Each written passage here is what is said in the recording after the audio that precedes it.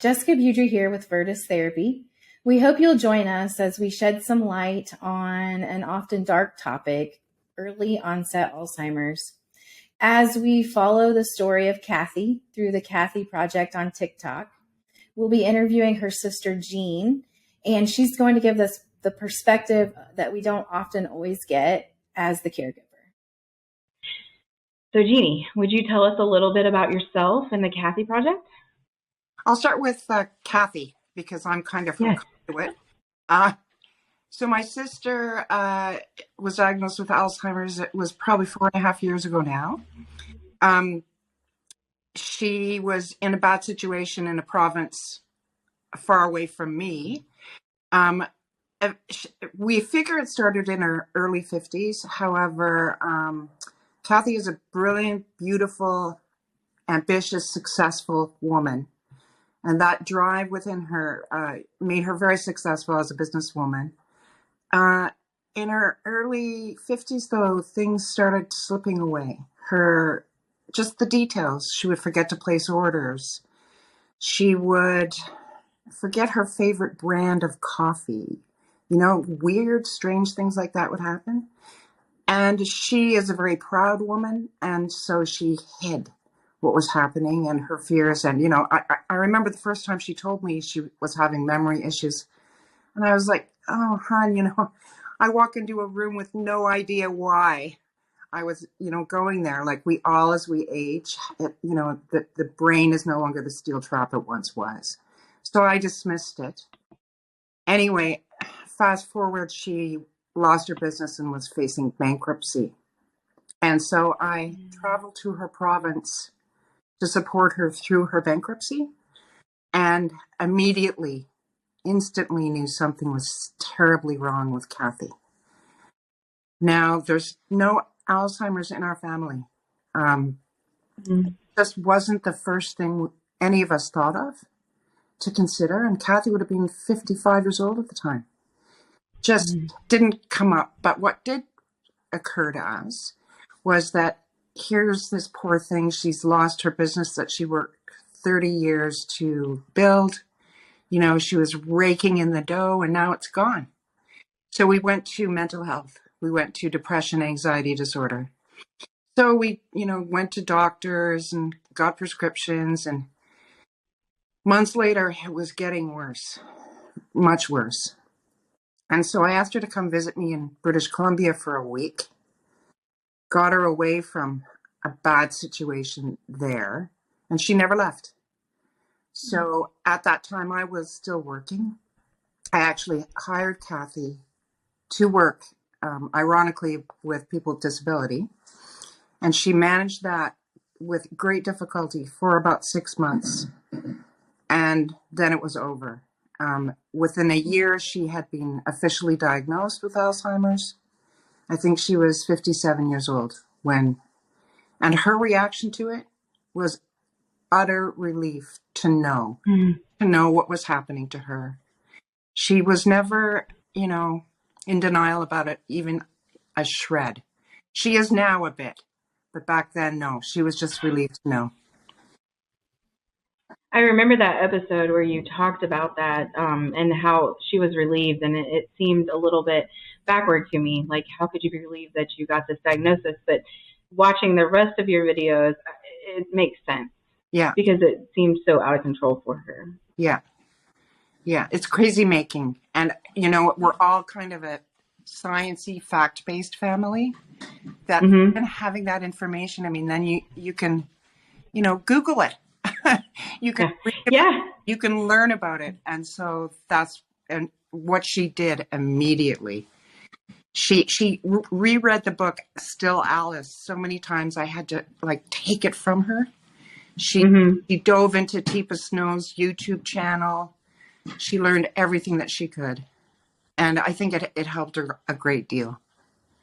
So it's like, we've got the diagnosis, what's the plan? And she just put it into action. Exactly. I love that. That's my personality too. So I think I really relate with Kathy a lot in that way. Yeah. So who came up with the idea to document her journey? So it was May 2020 pandemic. By this point, I had retired to care for Kathy. So we're in our rooms, living in our parents' basement, and we downloaded the app. And it was my idea, actually, but Kathy went right along with it. We're watching like dancing tutorials and makeup stuff, and all the kids are on it, right? Mm-hmm. Kathy, we did our first TikTok was Kathy explaining why she has Post-it notes on her walls. They remind me to do things. Mm-hmm. It just blew up. Like everyone fell in love with Kathy. Then we did a third video explaining, how we had come to move into our parents' basement. And it was funny and sweet. And, we happen to live on the Pacific West Coast. So, there's it's beautiful. Kathy herself is absolutely gorgeous with long, flowing blonde hair, a cute little laugh. And at that time, she could tell a story. And she told a story. And it just exploded. It went viral. And that began the Kathy project. It was like 3 videos in and we were at 100,000 followers.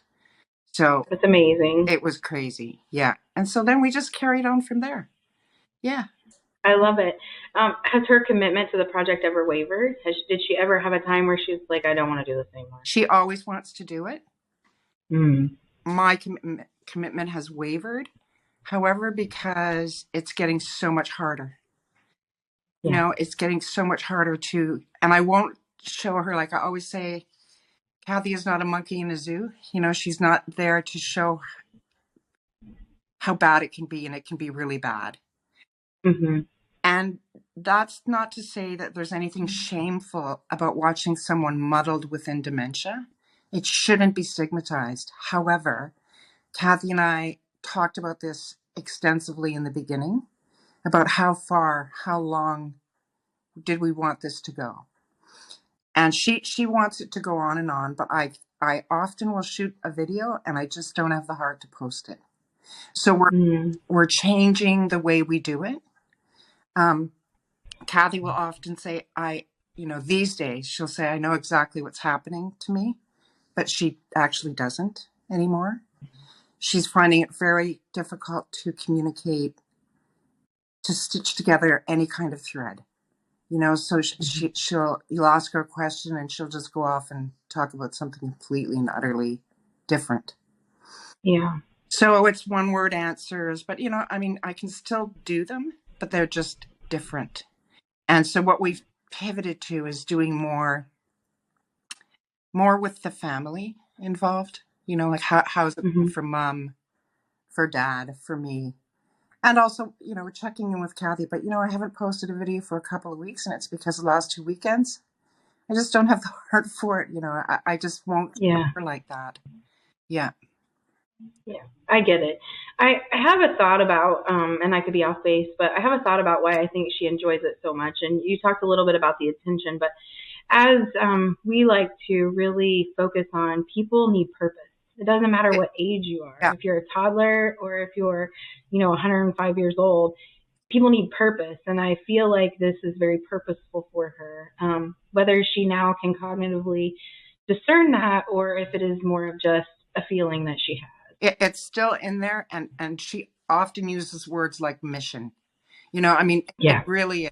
And so we even have TikTok stripper names that we've given each other.